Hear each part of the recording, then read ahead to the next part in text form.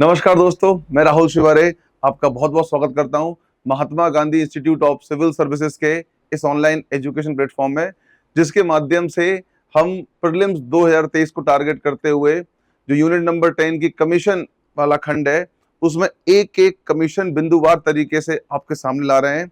और आपके जो कमेंट है, आपका जो प्रेम है, हमें मिल रहा है और हम कोशिश कर रहे हैं कि लगातार इस स्नेह को बनाए रखें और आपके लिए पूरे के पूरे कमीशन सीक्वली लेकर आ सकें। और इसी कड़ी में आज हम बात करने वाले हैं मध्य प्रदेश राज्य लोक सेवा आयोग की, एमपीपीएससी की, उसी कमीशन की जो आपकी उन परीक्षाओं का आयोजन करने वाला है जिनके लिए आप आधी आधी नींदें लेकर तैयारी करते हो और आपका भी सपना होता है कि आप सिलेक्ट होकर नरोन्ना अकेडमी भोपाल में ट्रेनिंग करो। तो उस कमीशन की क्या कहानी है, क्या स्ट्रक्चर है, वैसे तो आप उसके बारे में बहुत कुछ जानते ही होंगे, लेकिन तकनीकी तौर पर, संगठन के तौर पर, कार्य और शक्तियों के तौर पर उस आयोग में क्या क्या है, आज की हमारी क्लास उसी पर रहने वाली है। तो उम्मीद है आपको ये क्लास पसंद आएगी और पसंद आए तो आप इसको लाइक कीजिएगा और चैनल हमारा सब्सक्राइब कीजिएगा। और मैं आपसे कहता भी हूं कि तमाम ऐसे लोग हैं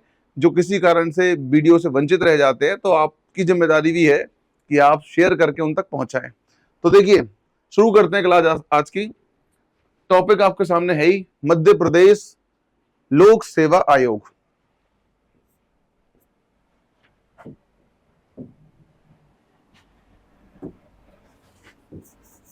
एमपीपीएससी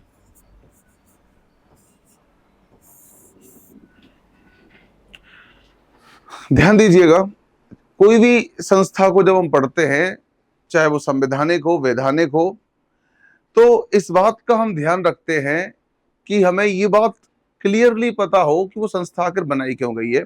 क्योंकि हर संस्था पर करोड़ों रुपए खर्च होते हैं और नियुक्तियां करनी पड़ती हैं, वेतन भत्ते देने पड़ते हैं। तो कोई भी संस्था बिना किसी उद्देश्य के नहीं बनाई जाती। हर संस्था का क्या होता है, एक निश्चित उद्देश्य होता है। और मध्य प्रदेश लोक सेवा आयोग जिन उद्देश्यों की पूर्ति के लिए बनाया गया है, उसमें सबसे बड़ा उद्देश्य है कि राज्य स्तर की भर्ती परीक्षाओं के माध्यम से सबसे अच्छे दिमाग, सबसे अच्छे लोक सेवक और सबसे अच्छे मानव संसाधन को ढूंढना और राज्य प्रशासन को उन्नत बनाना। क्योंकि कल को आप लोग चयनित हो गए और आप ही लोगों के ऊपर जिम्मेदारी होगी राज्य के प्रशासन को बेहतर बनाने की, उन्नत बनाने की। तो आप में से कौन सबसे योग्य है, उसे ढूंढने का काम, उसे तराशने का काम शुरुआती स्तर पर आयोग करता है। यानी सब में कोई ना कोई टैलेंट तो है ही। आयोग सिर्फ ये जांचता है कि कौन एक अच्छे किस्म का लोहा है, क्योंकि वो लोहा फिर ट्रेनिंग इंस्टीट्यूट में जाके अच्छी तलवार में तो तब्दील हो ही जाता है, लेकिन बाकी सब में तलवार बनने के पहले के कौन से गुण हैं, वो ढूंढने का काम आयोग करता है। तो उच्च स्तरीय मानव संसाधनों का प्राप्त, राज्य प्रशासन को उन्नत बनाना, इन्हीं उद्देश्यों को ध्यान रखते हुए जब मध्य प्रदेश अस्तित्व में आया तो मध्य प्रदेश लोक सेवा आयोग बनाया गया। आज की क्लास में लोक सेवा आयोग के परिप्रेक्ष्य में जो जो बातें हैं उनको बिंदुवार समझते हैं। सबसे पहली बात, कुछ भी पढ़ने से पहले मेरी एक कोशिश रहती है कि मैं आपको बैकग्राउंड बता सकूं, पृष्ठभूमि बता सकूं कि कोई चीज अस्तित्व में कैसे आ रही है, उसके पीछे के ग्राउंड्स क्या है, बैकग्राउंड्स क्या है, ताकि आप उसे ठीक तरीके से समझ पाओ।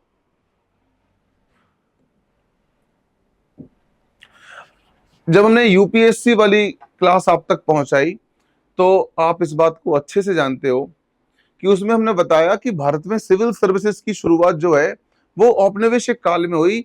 औपनिवेशिक शासन ने अपने हितों की पूर्ति के लिए, ब्रिटिश हितों की पूर्ति के लिए भारत में सिविल सर्विसेज की शुरुआत कराई, है ना। और लॉर्ड कॉर्नवालिस उसका जनक भी था। लेकिन शुरुआत में व्यवस्था ये थी कि उसमें जिन अधिकारी कर्मचारियों का चयन होता था उसमें भारतीय तो होते ही नहीं थे। ये तो 1855 में कंपटीशन एग्जाम की शुरुआत हो गई। उसके पहले तो हेलेबरी कॉलेज और एक में बनी एक चयन समिति ही अधिकारियों और कर्मचारियों का चयन करती थी जो भारत में काम करते थे। लॉर्ड डलहौजी के शासनकाल में इसमें चेंजेस हुए और परीक्षाएं भारत में, परीक्षाएं प्रतियोगिता परीक्षाएं होने लगी लंदन में, भारतीय उसमें पार्टिसिपेट कर सकते थे। और बाद में 1922 में परीक्षाएं लंदन के साथ साथ भारत में होने लगी। लेकिन ध्यान देने वाली बात है कि हमारे पास कोई लोक सेवा आयोग नहीं था। ली आयोग या रॉयल आयोग, जिसे रॉयल कमीशन बोलते हैं, उसकी सिफारिश पर 1926 में 1919 के अधिनियम के तहत भारत में पहली बार केंद्रीय लोक सेवा आयोग बना, जिसे 1935 के अधिनियम द्वारा संघीय लोक सेवा आयोग, फेडरल पब्लिक सर्विस कमीशन में तब्दील कर दिया। और वही आयोग आज यूपीएससी के नाम से जाना जाता है, क्योंकि हमने हमारे संविधान से फेडरल शब्द को हटा दिया, यूनियन शब्द हमने इंक्लूड किया है।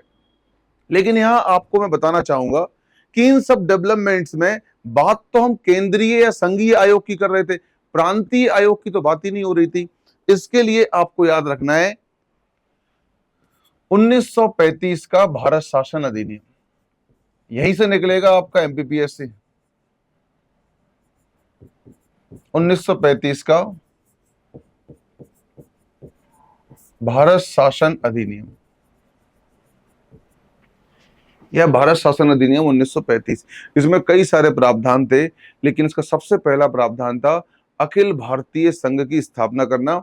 और 2021 की प्री परीक्षा में ये क्वेश्चन भी एमपीपीएससी ने पूछा कि अखिल भारतीय संघ बनाने के जो प्रावधान थे वो किस अधिनियम में थे, तो वो 1935 के अधिनियम में थे।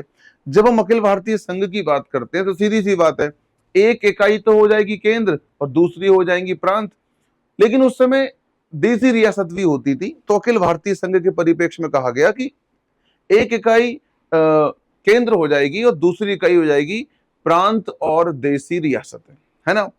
इन दोनों को मिलाकर बनाएंगे अखिल भारतीय संघ। यानी कि 1935 के एक्ट के तहत भारत में प्रांतों को भी क्या बोल सकते हैं, प्रांतों में भी लोक सेवा आयोगों की शुरुआत हुई, क्योंकि अभी तक जो लोक सेवा आयोग थे वो केंद्रीय प्रकृति के थे या संघीय प्रकृति के थे, लेकिन प्रांतों के पास परीक्षा कराने के लिए, भर्ती करने के लिए अपना कुछ भी नहीं था। तो 1935 के एक्ट के तहत दो डेवलपमेंट हुए। पहला मैं ऑलरेडी बता चुका हूं पिछली वीडियो में कि 1937 में FPSC, federal public service commission बना, जो बाद में यूपीएससी कहलाया संविधान लागू होने के बाद। लेकिन इसी एक्ट में एक डेवलपमेंट ये हुआ, इसमें लिखा गया कि एक तो होगा FPSC, federal public service commission, जो किसको रिप्लेस करके बनाया गया, CPSC, central public service commission. मैं बहुत शॉर्ट में बता दूं ताकि आप कनेक्ट कर पाओ।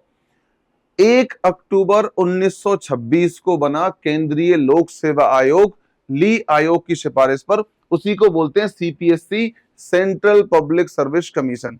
बाद में जब अखिल भारतीय संघ की बात आई, केंद्र और राज्य दोनों को साथ लेने की बात आई, तो केंद्रीय प्रकृति का आयोग ठीक नहीं होता, इसलिए संघीय लोक सेवा आयोग बनाया, फेडरल पब्लिक सर्विस कमीशन। ये पहला डेवलपमेंट हुआ था कहां पर, 1935 के एक्ट से। दूसरा डेवलपमेंट ये हुआ था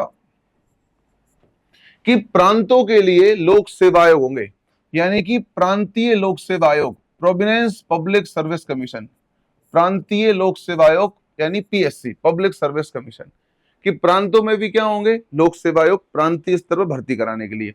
और तीसरी बात जो आपको याद रखनी है, कुछ प्रांत अगर चाहें या स्थितियां ऐसी हो तो उनके लिए जॉइंट, संयुक्त लोक सेवा आयोग बन सकते हैं, यानी कि जॉइंट पीएससी की व्यवस्था भी थी। यानी आज ये हमारे संविधान में भी है, लेकिन चाहे जॉइंट पीएससी हो, संयुक्त लोक सेवा आयोग हो, चाहे प्रांतीय लोक सेवा आयोग हो, अब हम प्रांत की जगह राज्य शब्द यूज करते हैं, राज्य लोक सेवा आयोग हो या संघीय लोक सेवा आयोग हो, इन सब का उल्लेख 1935 के एक्ट में था। इसलिए जब हम बात करेंगे मध्य प्रदेश लोक सेवा आयोग की, तो इसकी पृष्ठभूमि भी कहां शुरू हो जाती है, 1935 के एक्ट से, क्योंकि इसके बाद ही भारत के सभी प्रांतों में क्या बनना शुरू हुए, लोक सेवा आयोग बनना शुरू हुए। और मैं आपको बता दूं, जब हमारा संविधान बना तो संविधान में भाग 15 जोड़ा गया, सॉरी भाग 14 जोड़ा गया, माफ कीजिएगा, भाग 15 में तो निर्वाचन आयोग की बात है, भाग 14 जोड़ा गया और उसमें आर्टिकल जोड़े गए 308 से लेकर 323।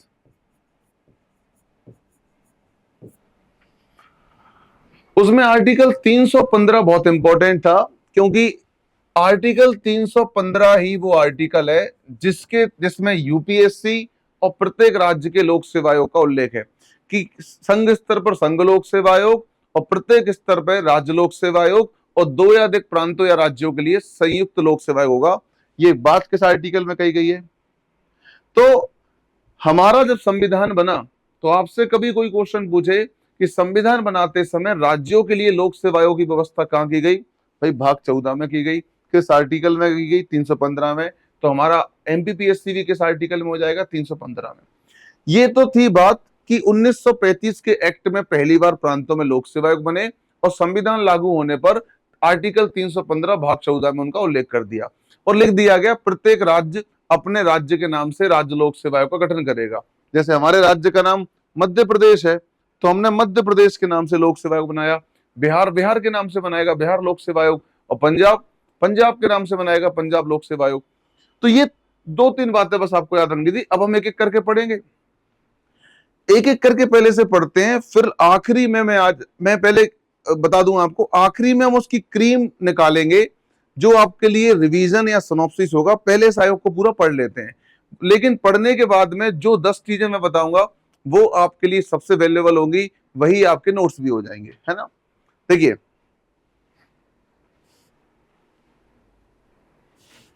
यहां देखिएगा, संघ लोक सेवा आयोग के समानांतर राज्यों में स्थायी कार्यपालिका।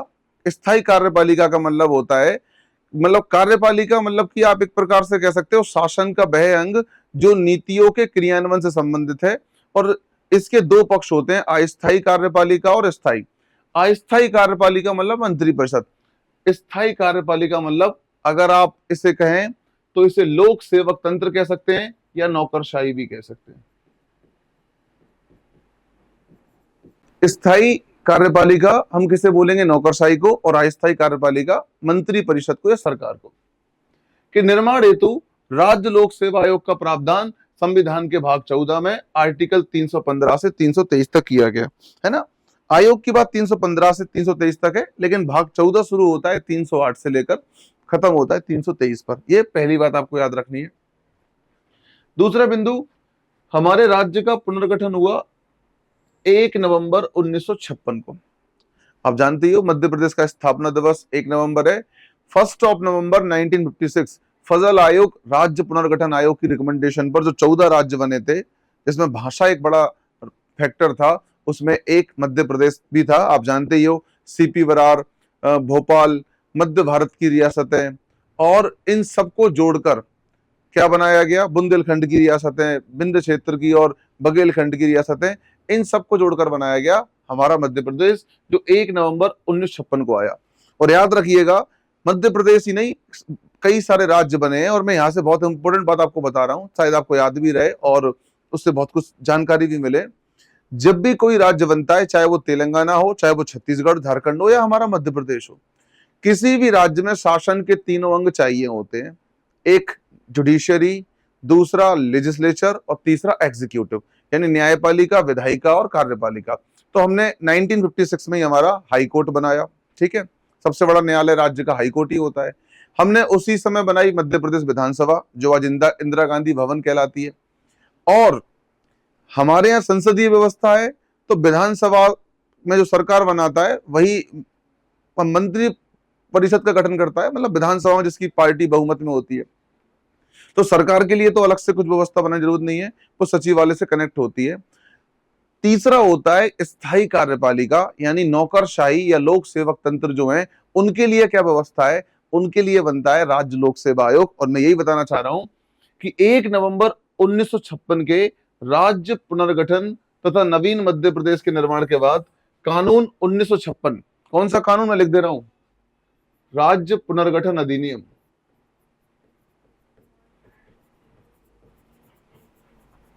(1956) की धारा 118 क्लॉज 3, यानी कि राज्य पुनर्गठन अधिनियम 1956 के सेक्शन 118 क्लॉज 3, 118 खंड 3 के अनुसार मध्य प्रदेश लोक सेवा आयोग का गठन किया गया। प्रीलिम्स 2020 में क्वेश्चन था, तमाम लोगों ने गलत किया, लेकिन अभी आपके पास सामने है, अगर आता है तो गलत करने की कोई जरूरत नहीं है।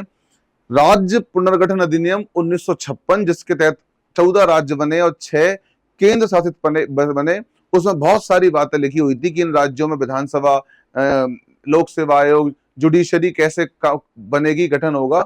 उसी के सेक्शन 118 के क्लॉज 3 में क्या बनाया गया, के थ्रू क्या बनाया गया, किसका गठन किया गया, मध्य प्रदेश लोक सेवा आयोग को, लोक सेवा आयोग का, है ना। अब देखिए 1 नवंबर 1956 के राज्य पुनर्गठन तथा नवीन मध्य प्रदेश के निर्माण के बाद कानून, ये तो लाइन रिपीट हो गई, यहां से देखिएगा, मध्य प्रदेश राज्य लोक सेवा आयोग का गठन 27 अक्टूबर 1956 को किया गया। इस बात को ध्यान दीजिएगा, ये तारीख इसलिए इंपॉर्टेंट है क्योंकि इस दिन नोटिफिकेशन निकाला गया था। कंफ्यूज नहीं होना है, क्योंकि पीएससी क्या करता है, कभी कभी नोटिफिकेशन की डेट को तिथि मान लेता है, स्थापना मान लेता है, इसलिए हमको दोनों बात बतानी है। क्योंकि देखो 2019 में क्वेश्चन पूछा, मध्य प्रदेश राज्य निर्वाचन आयोग कब बना, भाई उसकी नोटिफिकेशन निकाला गया 1 फरवरी को और स्थापना हुई 15 फरवरी को, लेकिन 1 फरवरी आंसर माना। 2022 में फिर वही क्वेश्चन आया, बच्चों ने 1 फरवरी लगाया, उसे डिलीट कर दिया। इसलिए हमारा जो लोक सेवा आयोग है, याद रखिएगा, उसे बनाने के लिए नोटिफिकेशन कब निकला, 27 अक्टूबर 1956 को निकल गया था, लेकिन उसकी स्थापना कब हुई, उसी दिन जिस दिन आपका और हमारा मध्य प्रदेश बनकर तैयार हुआ, 1 नवंबर 1956। 1 नवंबर 1956 को मध्य प्रदेश लोक सेवा आयोग की स्थापना हुई, नोटिफिकेशन। लेकिन मैं वही कहूंगा, एमपीपीएससी है, कभी कभी इस प्रकार क्वेश्चन पूछती है कि हम फंस जाते हैं। अगर उसमें 1 नवंबर ऑप्शन है तो 1 नवंबर ही आपका आंसर होगा, लेकिन 1 नवंबर ऑप्शन में नहीं है, 27 अक्टूबर 1956 है और बाकी के ऑप्शन अलग है, कुछ भी है, तो फिर आपका आंसर ये होगा, क्योंकि इस दिन निकला था नोटिफिकेशन। तो ये याद रखोगे, 3 बातें याद रखोगे, 4 बातें। राज्य कब बना, 1 नवंबर 1956 को। आयोग कब बना, 1 नवंबर 1956 को। लेकिन राज्य किस कानून के तहत बना, राज्य पुनर्गठन अधिनियम 1956 के तहत। आयोग के लिए नोटिफिकेशन कब निकला, 27 अक्टूबर 1956। और एक बात और, राज्य पुनर्गठन अधिनियम 1956 की किस धारा के तहत बना, तो 118 खंड 3 के तहत। अब बात आती है 1959 क्यों इंपॉर्टेंट है। 1959 इसलिए इंपॉर्टेंट है क्योंकि पहली बार परीक्षा आयोजित की थी।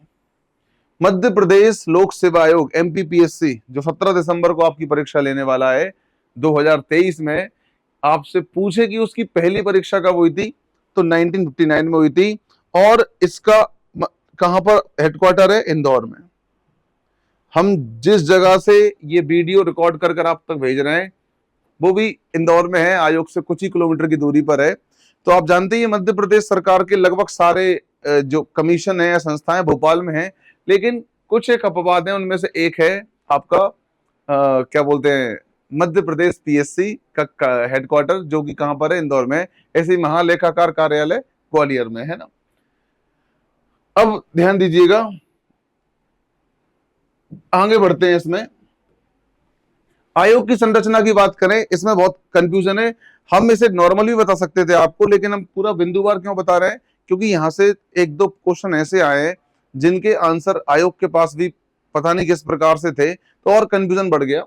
जैसे मध्य प्रदेश लोक सेवा आयोग में 1 अध्यक्ष और 4 सदस्य होते हैं, जिनकी नियुक्ति कौन करता है, राज्यपाल। ध्यान दीजिएगा, नॉर्मली जितने भी पीएससी है, चाहे वो यूपीएससी हो, चाहे वो स्टेट पीएससी हो, राज्य लोक सेवा आयोग हो, आर्टिकल 315 तो ये कहता है कि इनमें 1 अध्यक्ष होगा और अधिकतम 10 सदस्य होंगे, यानी 1+10 इनकी संरचना होती है। 1 अध्यक्ष और अधिकतम 10 सदस्य, लेकिन अधिकतम 10 हैं तो राज्य क्या करते हैं कि अपने अपने हिसाब से सदस्यों को रखते हैं, उन्हें 4 रखने हैं, 5 रखने हैं, जितने भी रखने हैं। मध्य प्रदेश लोक सेवा आयोग में अमूमन देखा गया है कि 1 अध्यक्ष और 4 सदस्य होते हैं। जैसे मैं आपको बता दूं, इस समय तो केवल 1 अध्यक्ष और 2 सदस्य हैं। अध्यक्ष हैं आपके श्री राजेश लाल मेहरा सर, और जो सदस्य हैं उनमें है श्री रेकवार सर जी और श्री के शर्मा सर जी, है ना। तो ये अभी 3 लोग हैं। मरकाम सर जी का अभी क्या रिटायरमेंट हो गया, और सिकरवार सर जी का भी क्या हो गया, रिटायरमेंट हो गया। तो 1+4 थे, 1+2 रह गए। लेकिन उनकी नियुक्तियों की प्रोसेस चल रही होगी, सरकार उस पर काम करेगी आगे। लेकिन प्रारंभिक परीक्षा 2021 में क्या हुआ कि ये क्वेश्चन आ गया कि एमपीपीएससी में अधिकतम कितनी सदस्य संख्या हो सकती है। तो एमपीपीएससी ने इसके लिए नियम बना रखे हैं और उसमें संख्या बताई गई है 5, और ये प्री में उन्होंने सही माना। कुछ ही लोगों का वो क्वेश्चन जो था सही हुआ।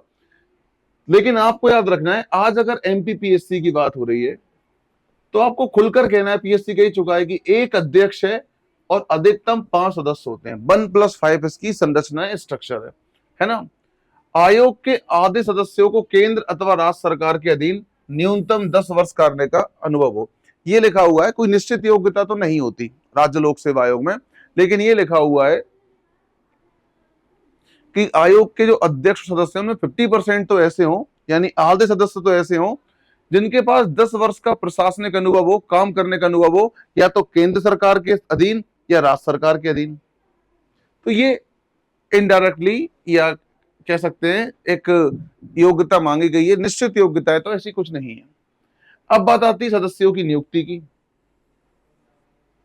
तो लोक सेवा आयोग का जो चाहे अध्यक्ष हो और चाहे दूसरे सदस्य हो, उनकी नियुक्ति होती है राज्यपाल द्वारा। ये याद रखिएगा, नियुक्ति किसके द्वारा होती है?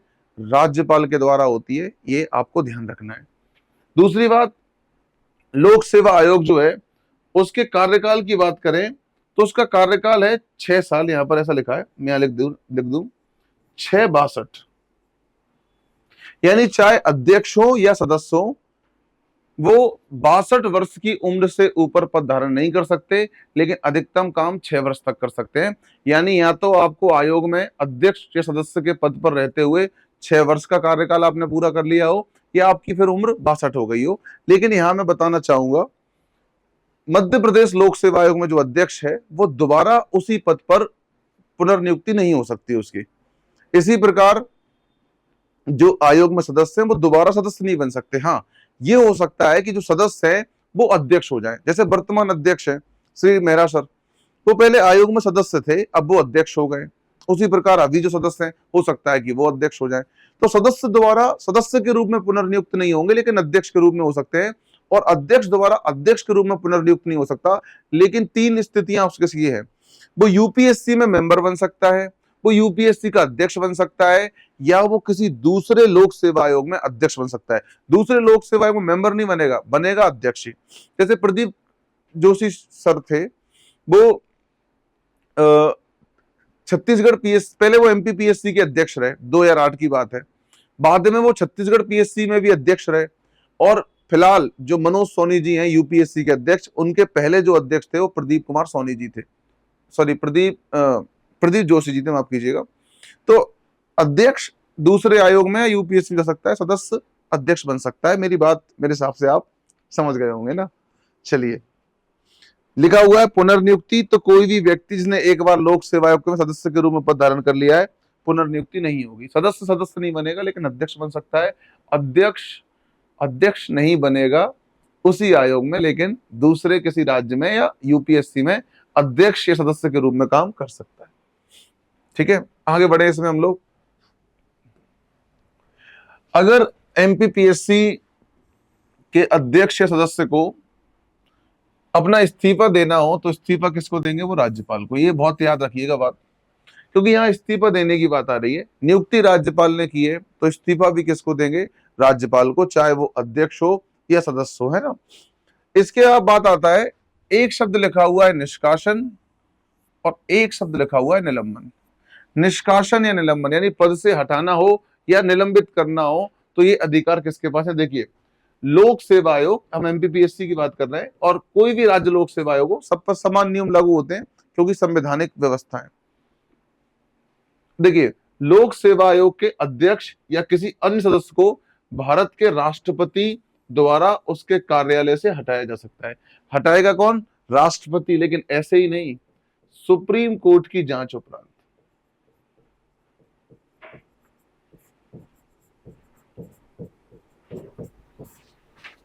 सुप्रीम कोर्ट की जांच उपरांत ही उसे उसके पद से हटाया जाएगा। ये बात याद रखिएगा, सुप्रीम कोर्ट की जांच उपरांत। जितनी भी संवैधानिक संस्थाएं, जैसे यूपीएससी है, एमपीपीएससी है, और जहां पर राष्ट्रपति हटाने की पावर रखता है तो वो सीधे नहीं हटा सकता, जांच सुप्रीम कोर्ट द्वारा होगी। और एक बढ़िया फैक्ट बता देते हैं आपको, शायद कभी पेपर में आ जाए। सुप्रीम कोर्ट जांच करती है किस आर्टिकल के थ्रू? 145 के तहत। बिना सुप्रीम कोर्ट की जांच के राष्ट्रपति नहीं हटा सकता। लेकिन यहां पर आप क्या सीखे? जांच सुप्रीम कोर्ट कर रहा है, ठीक है, आर्टिकल 145 का रोल ठीक है, लेकिन हटा कौन रहा है? जब राज्य लोक सेवा आयोग की बात कर रहे हैं तो ये राष्ट्रपति की एंट्री कहां से हो गई? तो याद रखिएगा, ये संविधान में लिखा हुआ है, आर्टिकल 317 में लिखा हुआ है, 317 में, कि राष्ट्रपति भारत के किसी भी लोक सेवा आयोग, एमपीपीएससी की बात नहीं कर रहा हूं, चाहे वो तमिलनाडु पीएससी हो या राजस्थान पीएससी हो, किसी भी आयोग के अध्यक्ष और सदस्यों की नियुक्ति भले ही राज्यपाल करता हो, वो त्यागपत्र भले ही राज्यपाल को दो, लेकिन हटाना है तो राष्ट्रपति ही हटाएगा। इसका मूल कारण है कि उन्हें राज्य सरकार के प्रभाव से मुक्त रखना, ताकि वो स्वतंत्र और निष्पक्ष रूप से कार्य कर सके। लेकिन राष्ट्रपति भी ऐसे नहीं हटा सकता। किसकी जांच होगी? सुप्रीम कोर्ट की जांच होगी, है ना। अगला देखिए, राज्य का राज्यपाल। अब यहां बात आती है, ये तो निष्कासन की बात हो गई, अब आती है बात निलंबन की, सस्पेंड करने की, है ना, ये टर्मिनेट करने की थी। राज्य का राज्यपाल अध्यक्ष या किसी अन्य सदस्य को उसके कार्यालय से निलंबित कर सकता है, सर्वोच्च न्यायालय द्वारा निर्देश दिया गया हो, है ना। तो ध्यान दीजिएगा, निलंबन करना है, सस्पेंड करना है, तो ये पावर राष्ट्रपति पे ना होकर राज्यपाल के पास है। लेकिन राज्यपाल ऐसे ही नहीं करेगा, सुप्रीम कोर्ट के निर्देश के बाद। कभी आप भारत में जो लोक सेवाओं का इतिहास है, लोक प्रशासन का विकास है, जब उसे आप पढ़ोगे, एक अच्छी किताब आती है वीएल फड़िया की, हालांकि वो पवेड वाले बच्चे पढ़ते हैं, तब वहां कभी हम कमीशन पढ़ते हैं गहराई जानने के लिए, तो वहां हम पढ़ते हैं इनके दुर्बल पक्ष कमीशंस के, चाहे वो आयोग हो, लोक सेवा सॉरी यूपीएससी हो, चाहे एमपीपीएससी या दूसरे आयोग हो। उसमें ये लिखा गया है कि राज्यों में आयोगों की हालत इतनी खराब है कि कई बार तो ऐसे लोगों की नियुक्तियां हो जाती है जो वेल क्वालिफाइड भी नहीं होते, उनके ऊपर जिम्मेदारी होती है, बताओ, प्रदेश के सबसे अच्छे मस्तिष्क को, दिमागों को तलाश करने की। हरियाणा का एक मामला है जिसमें अध्यक्ष को मिलाकर 9 मेंबर होते थे हरियाणा पीएससी में। राज्यपाल ने सुप्रीम कोर्ट के आदेश पर 9 के 9 लोगों को निलंबित कर दिया था। इतना करप्शन, इतनी धांधली हो रही थी, सोच सकते हो आप लोग, है ना। तो निलंबित करना हो तो राज्यपाल कर सकता है, जब तक जांच नहीं हो जाती निलंबित रहेगा व्यक्ति, जांच में दोषी पाया जाएगा तो हटा ही दिया जाएगा। तो निलंबित करने का अधिकार राज्यपाल पे, हटाने का या पद से हटाने का, निष्कासित करने का, टर्मिनेट करने का या बर्खास्त करने का कह लीजिए, राष्ट्रपति पर। लेकिन दोनों में ही जांच या रोल सुप्रीम कोर्ट का होगा। हटाने के लिए सुप्रीम कोर्ट की जांच होगी और निलंबित करने के लिए सुप्रीम कोर्ट के निर्देश होंगे, है ना। तो ये बात आप समझ गए होंगे। सदस्यों को हटाने की शर्तें यूपीएससी सदस्यों को हटाने के समान ही है। हाँ, मतलब वही जैसे राष्ट्रपति सुप्रीम कोर्ट की जांच के हटाता है, वैसे यहां पर भी दोनों में आर्टिकल 145 का प्रयोग होगा। दोनों में राष्ट्रपति हटा रहा है, दोनों में सुप्रीम कोर्ट की जांच हो रही है। तो कभी ऐसा क्वेश्चन आ जाए, पीएससी पूछ ले कि ऐसी कौन सी 2 संस्थाएं हैं जिनके अध्यक्ष और सदस्यों को हटाने की प्रक्रिया एक जैसी है, एक समान है, तो उसमें एमपीपीएससी, यूपीएससी हो सकते हैं, दोनों में राष्ट्रपति को पावर्स है। अब देखिए अगला क्या लिखा हुआ है, सेवा शर्तों का विनियमन। लोक सेवा आयोग के मामले में राज्यों के राज्यपाल वही कर्तव्यों का पालन करता है जो यूपीएससी के मामले में राष्ट्रपति द्वारा। यानी सेवा शर्तों का निर्धारण यूपीएससी के मामले में अगर राष्ट्रपति के पास है, तो राज्यों में राज्य लोक सेवा आयोग के परिप्रेक्ष्य में पावर किसके पास होंगे? राज्यपाल के पास। फिर शक्ति पर प्रतिबंध। लोक सेवा आयोग के सदस्यों की सेवा शर्तों में उनकी नियुक्ति के बाद किसी प्रकार का अलाभकारी परिवर्तन नहीं किया सकता। यानी एक बार नियुक्ति हो गई, जो आपका वेतनमान है, जो सुविधा है, जो सिक्योरिटी आपको मिल रही है, उसमें बढ़ोतरी हो सकती है, इंक्रीमेंट हो सकता है, लेकिन कोई अलाभकारी परिवर्तन, कोई कमी नहीं की जा सकती, याद रखिएगा। और खर्च की बात करें, ये भी इंपॉर्टेंट पॉइंट है कि लोक सेवा आयोग का जो अध्यक्ष सदस्यों के वेतन भत्ते हैं, दूसरे खर्च हैं, वो कहां से दिए जाएंगे? राज्य की संचित निधि से, है ना। अब आप कह सकते हो कि ये संस्था स्वतंत्र निष्पक्ष होकर कैसे काम कर सकती है? क्योंकि ये एक संवैधानिक संस्था है। इसमें जो खर्च है वो राज्य की संचित निधि पर भारित है, जिसमें बजट के दौरान कोई खास बहस नहीं होती, है ना। इनको हटाने का अधिकार राज्य सरकारों के पास नहीं है, राज्यपाल के पास नहीं है, बल्कि राष्ट्रपति के पास है, वो भी सुप्रीम कोर्ट की जांच के बाद में। और इनकी नियुक्ति के बाद ये दोबारा पुनर्नियुक्ति के लिए पात्र नहीं होते, एक अपने ही पद, उसी पद पर, और इनकी नियुक्ति के बाद इनकी जो सुविधाएं हैं, इनको मिलने वाला जो पारितोष है, उसमें कोई अलाभकारी परिवर्तन नहीं हो सकता, इसलिए ये स्वतंत्र होकर काम कर पाते हैं। तो ये एमपीपीएससी के बारे में कुछ बातें थी। इसके कार्यों के बारे में बताएंगे, लेकिन पहले आपको मैं ये बता दूं, ये भी देख लीजिए, लोक सेवा आयोग अपने कार्यों की रिपोर्ट किसे देगा? राज्यपाल को।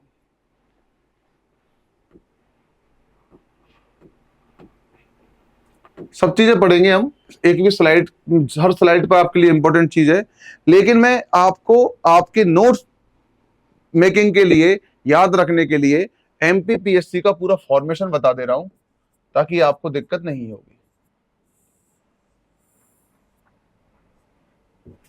सबसे पहली बात, इसकी स्थापना की बात कर लें हम लोग, मध्य प्रदेश लोक सेवा आयोग की, तो याद रखिएगा 1 नवंबर 1956, जबकि अधिसूचना कब जारी हुई? तो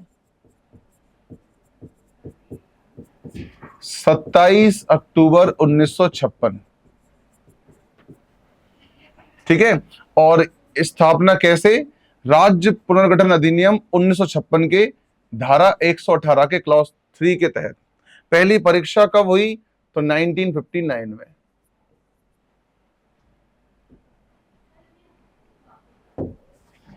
ठीक है। अब बात करें इसकी प्रकृति की, तो याद रखिएगा, दो बात याद रखिएगा।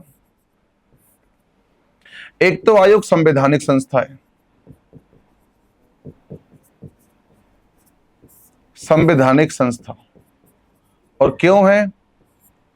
क्योंकि आर्टिकल 315 में यह कहा गया है कि प्रत्येक राज्य में उस राज्य के नाम से एक राज्य लोक सेवा आयोग होगा, तो संवैधानिक संस्था है आर्टिकल 315 के तहत। दूसरा, इसकी प्रकृति सलाहकारी है, याद रखिएगा, गलती मत कर देना, सलाहकारी है, यानी कैसी नहीं है? बाध्यकारी नहीं है।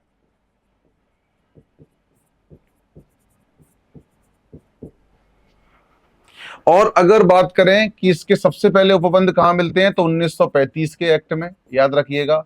इसका मुख्यालय कहां है? तो इसका मुख्यालय इंदौर में। और सबसे इंपॉर्टेंट बात कि एमपीपीएससी किस विभाग के अंतर्गत आता है, इसका नोडल एजेंसी क्या है? तो याद रखिएगा, सामान्य प्रशासन विभाग, मध्य प्रदेश शासन, सामान्य प्रशासन विभाग, मध्य प्रदेश शासन, एमपी गवर्नमेंट। ठीक है, ये बात आपको याद रखनी है, ये सारी बातें आपको याद रखनी है, क्योंकि क्वेश्चन तो यहीं से आएंगे। इसके अलावा अगर बात करें संरचना की, तो देखो, बाकी सारी बात मैंने आपको एक एक करके पढ़कर सुनाई। आपको याद रखना है 1 + मैक्सिमम 5, यानी आयोग एक बहुसदस्यीय निकाय है जिसमें एक अध्यक्ष के अलावा 5 सदस्य होते हैं। ठीक है, जिसमें नियुक्ति करता है राज्यपाल, नियुक्ति प्लस सेवा शर्तें। राज्यपाल क्या क्या करेगा? सेवा शर्तें प्लस नियुक्ति, प्लस ये अपना इस्तीफा या त्याग पत्र भी किसको देंगे? राज्यपाल को। प्लस निलंबन भी कौन करेगा? राज्यपाल। कैसे? सुप्रीम कोर्ट के निर्देश पर, अभी बताया मैंने। लेकिन जब बात आएगी बर्खास्त करने की, पद से हटाने की, तो किसके द्वारा? राष्ट्रपति के द्वारा। किसकी जांच? सुप्रीम कोर्ट की जांच। कौन सा आर्टिकल? Article number 145। तो अगर सेवा शर्तों की बात आ रही है, नियुक्ति की या त्याग पत्र देने की या फिर निलंबन करने की, तो राज्यपाल, लेकिन हटाएगा कौन? राष्ट्रपति, सुप्रीम कोर्ट की जांच के बाद। अगर कार्यकाल की बात करें तो 6-62, यानी अधिकतम या तो 6 वर्ष तक अपने पद पर रह सकते हो या 62 वर्ष की उम्र तक। सदस्य दोबारा सदस्य नहीं बन सकता, अध्यक्ष बन सकता है। अध्यक्ष दोबारा अध्यक्ष नहीं बन सकता, लेकिन यूपीएससी का मेंबर या चेयरमैन, मतलब सदस्य या अध्यक्ष, और किसी और लोक सेवा आयोग में अध्यक्ष बन सकता है। ये सारी बात आपको याद रखनी है। और इसी में बता दूं, मैंने आपको बताया था, अगर बात आती है किसकी? रिपोर्ट की, कि आयोग अपनी रिपोर्ट किसको देता है, तो याद रखिएगा, आयोग अपनी रिपोर्ट देता है राज्यपाल को। राज्यपाल की जिम्मेदारी है कि उसे विधानसभा में रखवाए, क्योंकि हमारे यहाँ विधान परिषद तो है ही नहीं, तो विधानसभा में रखवाएं जिसमें चर्चा होती है। तो ये जितना हमने पढ़ा है उसका थोड़ा सा कंक्लूजन है या सिनॉप्सिस फॉर्म में है, तो आप इसी प्रकार अपनी कॉपी में लिखिएगा। चलिए वापस आते हैं जहां से हमने छोड़ा था। देखिए आयोग के कार्यों की बात करें, राज्य की सेवाओं में नियुक्ति हेतु परीक्षाओं का आयोजन, बिल्कुल आपकी परीक्षा प्री मेंस इंटरव्यू सीधी भर्ती ये सब कौन करवाता है? एमपीपीएससी करवाता है। राज्यपाल द्वारा निर्देशित, अच्छा इसमें ये याद रखिएगा, कभी पूछ ले कि एमपीपीएससी के कार्य किस आर्टिकल में है? 320 में। चाहे एमपीपीएससी बोल दे वो, चाहे आपसे यूपीएससी पूछ ले या लिख दे राज्य लोक सेवा आयोग, नाम ना लिखे किस राज्य का है, कि ये इनके कार्य किस आर्टिकल में है, तो 300 किसमें? 320 में। मैं आपको 4 आर्टिकल बता दूं बहुत इंपॉर्टेंट। एक आर्टिकल है 315, एक आर्टिकल है 317, एक आर्टिकल है 320 और एक आर्टिकल है 323। 315 में क्लॉज 2 भी है, उसकी बात भी करेंगे। किसी भी लोक सेवा आयोग की बात करें तो 315, ज्वाइंट वाले की बात करें तो 315 का क्लॉज 2। इसका जो क्लॉज 2 है 315 क्लॉज 2, इसमें ज्वाइंट पीएससी है, संयुक्त लोक सेवा आयोग। बाकी लोक सेवा आयोग के बारे में आर्टिकल 315। हटाने की बात आए, बर्खास्त की बात आए तो आर्टिकल नंबर 317 याद रखना है। कार्यों की बात आए तो 320 याद रखना है। और रिपोर्ट जो हमने देखा कि आर्टिकल 323 के तहत एमपीपीएससी राज्यपाल को, यूपीएससी राष्ट्रपति को अपना रिपोर्ट देते हैं, है ना।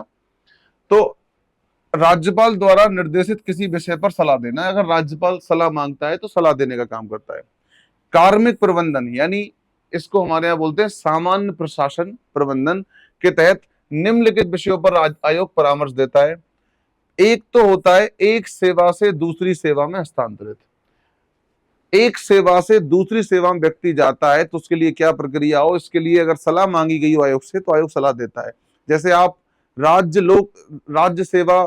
राज्य सेवा में हो और डेप्यूटी कलेक्टर या डीएसपी जिस पद पर हो, लेकिन जब आप एक्सपीरियंस्ड हो जाओगे और एक लंबा अनुभव और लंबा कार्यकाल आप अपनी सेवाओं में दोगे तो आपका प्रमोशन होगा और आप हो सकता है आईएएस अवार्ड हो जाओ अगर डेप्यूटी कलेक्टर हो, आईपीएस अवार्ड हो जाओ यदि डीएसपी हो, तो अभी आप राज्य सेवा के नहीं रहे, अब आप अखिल भारतीय सेवाओं के हो गए। तो इसको बोलते हैं एक सेवा से दूसरी सेवा में जाना। तो इसके लिए क्या नियम हो, क्या क्या बोल सकते हैं, क्वालिफिकेशन, मतलब क्या इसके लिए शर्तें हो, मापदंड हो, इस संदर्भ में अगर आयोग से सलाह मांगी जाए तो आयोग सलाह दे सकता है। दूसरा, भर्ती की पद्धति संबंधित, यानी भर्ती किस प्रकार से हो, उनकी पद्धति क्या हो, ये तय तो सामान्य प्रशासन विभाग करता है, लेकिन वो किससे परामर्श ले सकता है? आयोग से परामर्श ले सकता है। फिर पदोन्नति एवं कानूनी खर्चों की प्रतिपूर्ति संबंधित, यानी कि जो प्रमोशंस वगैरह होते हैं और कानूनी खर्च होते हैं उन संदर्भ में भी अगर जो लोक सेवक है उनके संदर्भ में सलाह किससे ली जा सकती है? आयोग से। कार्यों की वार्षिक रिपोर्ट राज्यपाल को सौंपना, यानी एक कार्य क्या हो जाएगा जो हमने बताया भी कि आयोग अपनी रिपोर्ट किसको सौंपेगा? राज्यपाल को। सभी अनुशासनिक विषय जैसे निंदा प्रस्ताव रोकना, पदोन्नति रोकना, सेवा से हटा देना, सेवा से बर्खास्तगी पर परामर्श की भूमिका, यानी कि लोक सेवकों के संदर्भ में इस प्रकार की चीजें होती हैं तो उस पर भी आयोग से सलाह ली जा सकती है, याद रखिएगा। यानी आयोग सलाहकारी भूमिका में भी है और कार्यकारी भूमिका में भी है। कार्यकारी भूमिका में वो परीक्षाओं का आयोजन करता है और उसमें रिफॉर्म्स करता है। सलाहकारी भूमिका में राज्यपाल को कई सारे मुद्दों पर सलाह देता है ना। हालांकि प्रीलिम्स में इतनी दिक्कत नहीं है कि वो उतना कुछ पूछें, लेकिन हाँ किस आर्टिकल में है तो ये आपको बता देना है। रिपोर्ट हमने बताई दी आपको, आर्टिकल 323 के तहत प्रत्येक राज्य लोक सेवा आयोग, जैसे हमारा एमपीपीएससी भी, राज्यपाल को रिपोर्ट देगा। किसको? राज्यपाल को। जिन मामलों में आयोग की सलाह मान्य नहीं होगी उन मामलों संबंधित ज्ञापन राज्यपाल को प्रस्तुत करना होगा। यानी कि आयोग ने जो सलाह दी है सरकार पे बाध्यकारी नहीं है, लेकिन सरकार उस संदर्भ में जानकारी किसको उपलब्ध कराएगी? राज्यपाल को। अस्वीकृति के कारणों को पहले विधानमंडल के समक्ष पेश करना होगा।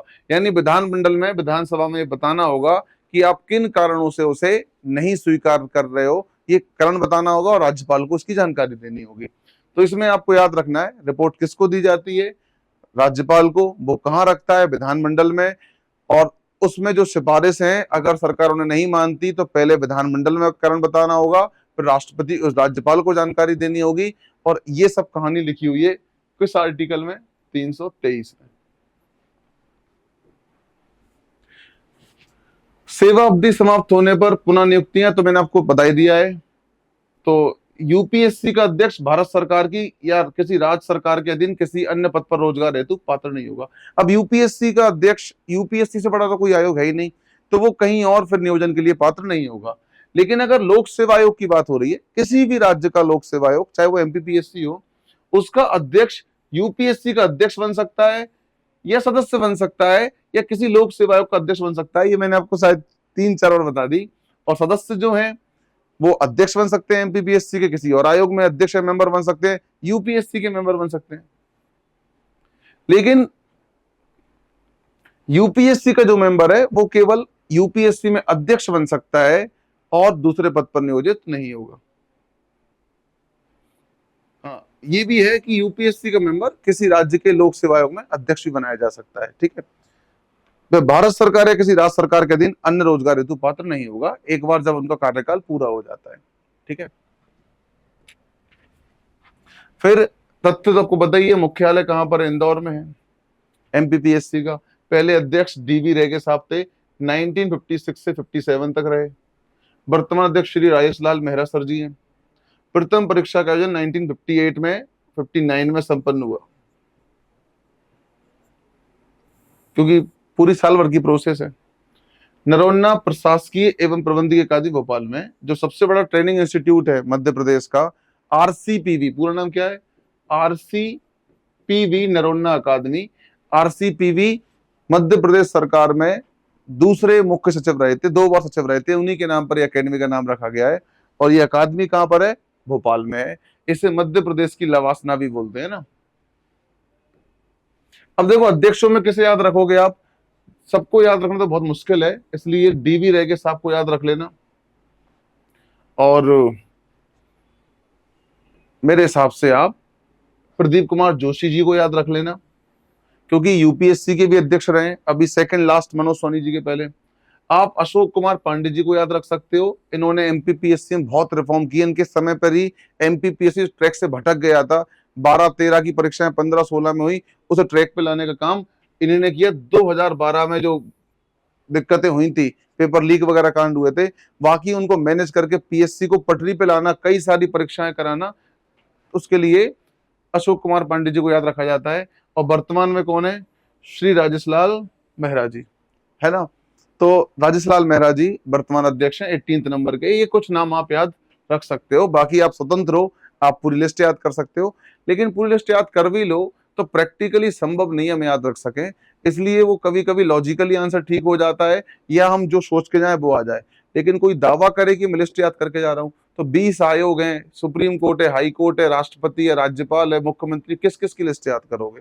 मुख्यमंत्री और राज्यपाल की जरूर करना, उसकी मैं आपको सलाह दे रहा हूं।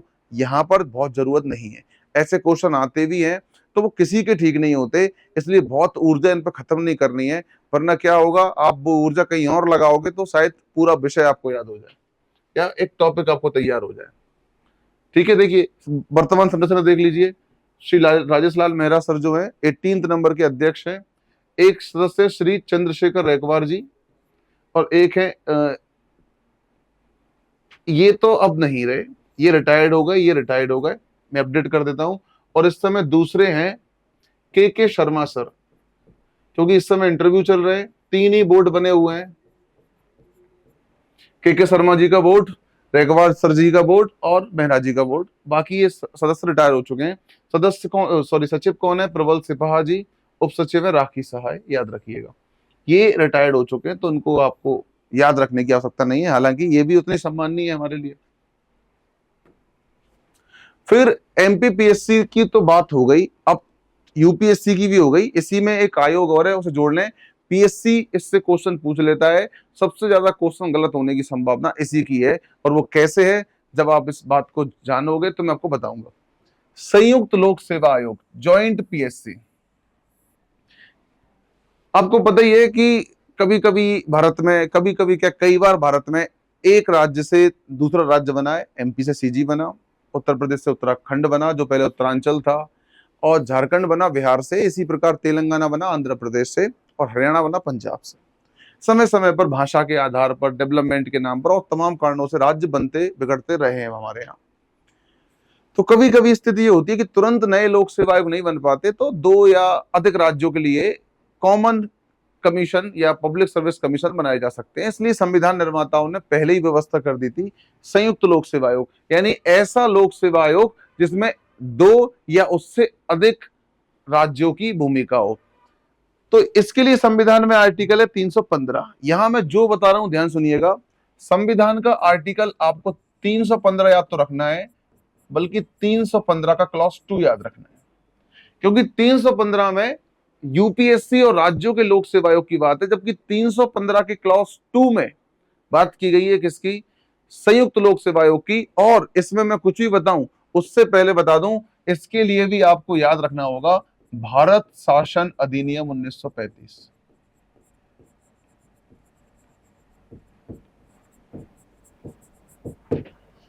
क्योंकि भारत शासन अधिनियम 1935 में ही ये प्रावधान था कि संघीय लोक सेवा आयोग प्रांतीय लोक सेवा आयोग के अलावा 2 या अधिक प्रांतों के लिए संयुक्त लोक सेवा आयोग भी हो सकता है। जैसे उस समय प्रांतों के लिए था, आज राज्यों के लिए है। तो आर्टिकल 315(2) के तहत 2 या अधिक राज्यों के लिए संयुक्त लोक सेवा आयोग हो सकता है। ये संविधान के भाग 14 आर्टिकल 315 क्लॉज 2 में लिखा हुआ है। ठीक है, लेकिन याद रखिएगा इसका गठन कैसे होगा? संसद कानून द्वारा, संसदीय कानून द्वारा। यानी कि इसका उपबंध संविधान में है, लेकिन गठन करने के लिए संसद को क्या बनाना पड़ेगा? कानून। में यही बताना चाह रहा हूं, यहीं से गड़बड़ हो जाता है मामला। चूंकि 2 या अधिक राज्यों की भूमिका है, तो किस राज्य के विधानमंडल से पारित कराओगे? इसलिए ऐसा कानून कौन बनाता है? संसद। और यहीं से क्वेश्चन निकलता है कि संयुक्त लोक सेवा आयोग की प्रकृति कैसी होती है। चूंकि हमें देखने में लगता है कि यार संविधान के आर्टिकल 315(2) में लिखा हुआ है, जब 315 से यूपीएससी बन रहा है वो संवैधानिक है, स्टेट पीएससी बन रहा है, एमपी पीएससी बन रहा है वो संवैधानिक है। और सीधी बात है, आर्टिकल तो संविधान में, तो हमको लगता है संवैधानिक संस्था होगी, लेकिन नहीं दोस्त। 315(2) में से बताया कि हो सकता है, लेकिन होगा कैसे? उसके लिए संसद बनाएगी कानून। और जो भी आयोग कानून के तहत बनते हैं उनकी प्रकृति संवैधानिक ना होकर सांविधिक होती है, स्टेटरी। सांविधिक, जिसे हम वैधानिक भी बोल सकते हैं। ये वैधानिक या सांविधिक निकाय है, संवैधानिक निकाय नहीं है, आपको याद रखना है। फिर लेकिन जब संसद इस प्रकार के कानून को बनाती है, तो इस प्रकार के संकल्प को प्रत्येक राज्य विधानमंडल के प्रत्येक सदन द्वारा पारित किया जाना चाहिए। यानी कि उन राज्यों की सहमति भी तो लेनी है, तो उनके विधानमंडल भी उस संकल्प को जो संसद ने पारित किया है उसे संकल्प के तौर पर फिर राज्य के विधानमंडल क्या करते हैं? पारित करते हैं। अगर 2 राज्यों के लिए है तो दोनों राज्य पारित करेंगे, और 2 से अधिक राज्यों के लिए तो सभी पास करेंगे। और विधानमंडल में अगर 2 हाउस हैं तो दोनों हाउस से, 1 हाउस है तो 1 हाउस से। लेकिन विधानमंडल की स्वीकृति लगेगी। आपको याद रखना है, कानून कौन बनाएगा? संसद। और उसे स्वीकृति और कहां से लेनी पड़ेगी? राज्यों के विधानमंडल से। तो आर्टिकल नंबर 315(2) याद रखना है, और प्रकृति याद रखनी है, और 1935 का एक्ट। इसके बाद अधिकारी मतलब अध्यक्ष और सदस्य, यानी इसकी संरचना की बात हो रही है। तो आर्टिकल 316 में लिखा ही हुआ है कि किसी भी अध्यक्ष और सदस्यों की नियुक्ति आर्टिकल 316 के तहत होती है। या तो राष्ट्रपति करता है या राज्यपाल। यूपीएससी में राष्ट्रपति का रोल है, स्टेट पीएससी में राज्यपाल का। लेकिन यहां देखिएगा 316 में कहा गया है कि ज्वाइंट पीएससी, संयुक्त लोक सेवा आयोग जो है, अध्यक्ष और सदस्यों की नियुक्ति राष्ट्रपति के द्वारा होगी। ये याद रखिएगा, राज्यपाल नहीं करेगा, क्योंकि 1 से अधिक राज्य है ना। 2-3 चीजें बहुत कंफ्यूजन करने वाली हैं, उन्हीं को मैं बार बार बोलूंगा। जैसे प्रकृति सांविधिक है, संवैधानिक नहीं है। नियुक्ति राज्यों के लोक सेवा को राज्यपाल करता है, या राज्यपाल ना करके कौन करेगा? राष्ट्रपति करेगा। और आयोगों का जो कार्यकाल है वो आयोग के जो अध्यक्ष सदस्यों का कार्यकाल वही होगा जो राज्यों के लोक सेवा आयोग का होता है, 6 या 62। या तो आप 6 वर्ष तक अपने पद पर रहो या 62 वर्ष तक, है ना। ये बात आपको याद रखनी है। फिर अगर इस्तीफा देना हो तो, त्याग पत्र देना हो तो नॉर्मली राज्यपाल को त्याग पत्र देते थे राज्य लोक सेवा आयोग, लेकिन यहां पर ज्वाइंट पीएससी को सदस्य भारत के राष्ट्रपति को त्याग पत्र देगा, क्योंकि वहां नियुक्ति राज्यपाल कर रहे थे तो त्याग पत्र राज्यपाल को मिलता था, लेकिन यहाँ नियुक्ति राष्ट्रपति ने की है तो त्याग पत्र भी किसको देंगे? राज्यपाल को। और सर्वोच्च न्यायालय द्वारा संदर्भ दिए जाने के बाद राष्ट्रपति आयोग के अध्यक्ष या किसी अन्य सदस्य को निलंबित कर सकता है। यानी बहुत सिंपल बात है, मैं यहां लिख दूं। संरचना तो मैंने बताई दी आपको कि कितने सदस्य वगैरह होंगे, ये संसद कानून बनाकर तय करेगी। इसमें ऐसा उल्लेख नहीं है कि 1+10 होंगे, 1+5 होंगे। संसद जो कानून बनाएगी उसमें लिखा होगा कि एक अध्यक्ष के अलावा और कितने सदस्य होंगे, है ना। नियुक्ति कौन करेगा? राष्ट्रपति। और उनको निलंबित करना है ये भी कौन करेगा? राष्ट्रपति। यानी कि चाहे नियुक्ति हो या निलंबन हो, निलंबन कैसे? सुप्रीम कोर्ट के निर्देश पर, या पद से हटाना हो, बर्खास्त करना हो, तीनों में रोल किसका होगा? राष्ट्रपति को। क्योंकि आप जानते ही हो राज्य लोक सेवा आयोग के अध्यक्ष सदस्य को हटाने का अधिकार तो राष्ट्रपति को था ही, तो यहां हो गई। बस वहां निलंबन कौन करता था? राज्यपाल। यहां कौन करेगा? राष्ट्रपति। वहां वहां नियुक्ति कौन? राज्यपाल, यहाँ राष्ट्रपति। यहां तक कि त्याग पत्र की बात भी हुई, वहां त्याग पत्र किसको देते थे राज्यों में? राज्यपाल को या राष्ट्रपति को, है ना। अब देखिए आर्टिकल 318 के अनुसार भारत के राष्ट्रपति को संयुक्त लोक सेवा आयोग के संदर्भ में 2 अधिकार प्राप्त है। इंपॉर्टेंट, आयोग की सदस्यों की संख्या और उनकी सेवा शर्तें निर्धारित करने का। यानी कि राष्ट्रपति को एक पावर दे दी गई है कि कितने मेंबर होंगे राष्ट्रपति तय कर सकता है संसदीय विधि के अनुरूप, और उनकी सेवा शर्तें तय कर सकता है। सदस्यों की संख्या के संबंध में प्रावधान करने का अधिकार। इस संदर्भ में कोई और प्रावधान करना है संख्या को लेकर, सेवा शर्तों को लेकर, तो वो भी राष्ट्रपति कर सकता है। ये 318 में बताया गया है। फिर आर्टिकल 323 सबसे इंपॉर्टेंट, रिपोर्ट। आपको लगेगा राष्ट्रपति या राज्यपाल कौन होगा? नॉर्मल राष्ट्रपति की बहुत चर्चा हो रही है, राष्ट्रपति लगेगा, लेकिन यही तो ट्विस्ट है। आर्टिकल 323 के अनुसार संयुक्त लोक सेवा आयोग का कर्तव्य है कि वह रिपोर्ट किसको दे?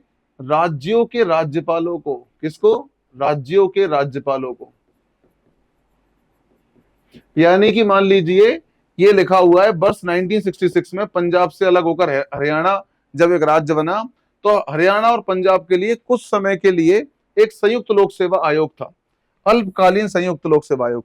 तो इसमें नियुक्ति वगैरह, हटाना, निलंबन तो राष्ट्रपति के हाथ में था, लेकिन जब रिपोर्ट देने की बात आती थी तो पंजाब हरियाणा जो लोक सेवा आयोग था वो दोनों राज्यों के राज्यपालों को रिपोर्ट देता तो राज्यों के राज्यपालों को। जैसे मान लीजिए एमपी और छत्तीसगढ़ एक संयुक्त लोक सेवा आयोग होता, तो वो संयुक्त लोक सेवा आयोग एमपी के राज्यपाल को भी रिपोर्ट भेजता और छत्तीसगढ़ के राज्यपाल को भी भेजता। राष्ट्रपति का रिपोर्ट से कोई लेना देना नहीं है, ठीक है। इसके अलावा प्रत्येक राज्य का राज्यपाल उस मामलों की व्याख्या करते हुए एक ज्ञापन प्रदान करने हेतु जिम्मेदार होता है, जिसमें आयोग की सलाह को स्वीकार नहीं किया जाता। अस्वीकृति के कारण प्रत्येक राज्य के विधानमंडल के समक्ष रखे जाते हैं। यानी वही बात है कि जिन मामलों को इसमें ये कहा गया है कि जो उनकी जो रिपोर्ट है, जो सलाह दी है उन्होंने, अगर स्वीकार नहीं कर रहे हैं तो सरकार की जिम्मेदारी है कि विधानमंडल के समक्ष रखे उन कारणों को कि आप क्यों नहीं स्वीकार कर रहे हो, और राज्यपाल की जिम्मेदारी है उसकी व्याख्या करते हुए उस संदर्भ में ज्ञापन निकाले, है ना। तो प्रीलिम्स पॉइंट ऑफ व्यू से इंपॉर्टेंट है कितने राज्यपाल, और वो कहां रखा जाएगा? राज्य के विधानमंडलों के समक्ष। ये पूरी कहानी मैंने आपको बताई दी, और इसी के साथ आज की क्लास में हमने ना केवल एमपीपीएससी को जाना बल्कि हमने ज्वाइंट पीएससी को भी जाना। तो मेरे हिसाब से सारी बात समझ में आ गई होगी। जो जो पॉइंट मैंने बार बार कही है वो आपको याद रहनी चाहिए, आपकी कॉपी में होनी चाहिए। यहीं से क्वेश्चन आता है और वहीं गलती होने की संभावना होती है। हालांकि मुझे उम्मीद है ऐसी कोई गलती नहीं होगी। आप लगातार टेस्ट लगाते रहिए। हमने आपको बताया भी था कि टेस्ट शेड्यूल हमारे पास, टेस्ट सीरीज की व्यवस्था भी हमारे पास है ऑनलाइन ऑफलाइन, और आप कांटेक्ट भी कर सकते हो। लगातार आप टेस्ट लगाइए, और सब्जेक्ट वाइज लगाओगे तो आयोग के टेस्ट लगाइए, तो उसमें कहां कहां गलती आप कर रहे हो ये आपको मालूम चलेगा, ताकि आप उन गलतियों को क्या कर सको, सुधार सको, बेहतर कर सको। इन्हीं शब्दों के साथ और इसी उम्मीद के साथ कि ये वीडियो आपके लिए हेल्पफुल होंगे जो हम लगातार ला रहे हैं, आप इनसे अपने शॉर्ट नोट्स भी तैयार कर रहे होंगे। आपसे विदा लेते हैं शब्दों के साथ। अगली वीडियो में अगले आयोग के साथ फिर मिलेंगे। बहुत बहुत धन्यवाद।